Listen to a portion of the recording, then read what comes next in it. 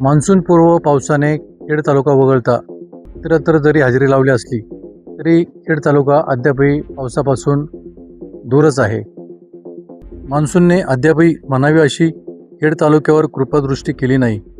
2 दिवसापूर्वी झालेल्या तुरळक पावसाने शेतकऱ्यांच्या आशा पुन्हा पल्लवी झाल्या. काही भागात शेतकऱ्यांनी भात पेरण्याही केल्या तर शेतीची मशागतही पूर्ण झाली. मात्र त्यानंतर पुन्हा एकदा पावसाने ओढ दिल्याने बळीराजा चिंतेत सापडलाय. पेरणीसाठी शेत सज्ज आहे, पण पावसाच्या प्रतीक्षेत शेतकऱ्यांच्या नजरा आभाळाकडे वळलेल्या आहेत. काळे ढग येतात, वातावरणही पावसाळी होते, मात्र सरी बरसत नसल्याने शेतकरी हवालदिल झाला आहे. आता निसर्गाची कृपादृष्टी व्हावी आणि समाधानकारक पाऊस व्हावा अशीच प्रार्थना खेड तालुक्यातील बळीराजा करताना दिसत आहे. येत्या काही दिवसात पावसाने हजेरी लावली नाही तर शेतकरी राजावर दुबार पेरणीचे संकट उभं राहणारच आहे. तसंच पिण्याचे पाण्याचे दुर्भिक्ष जाणवणार आहे. डिजिटल प्रभात पुणेसाठी मी कल्पेश भोई, चाकण, पुणे.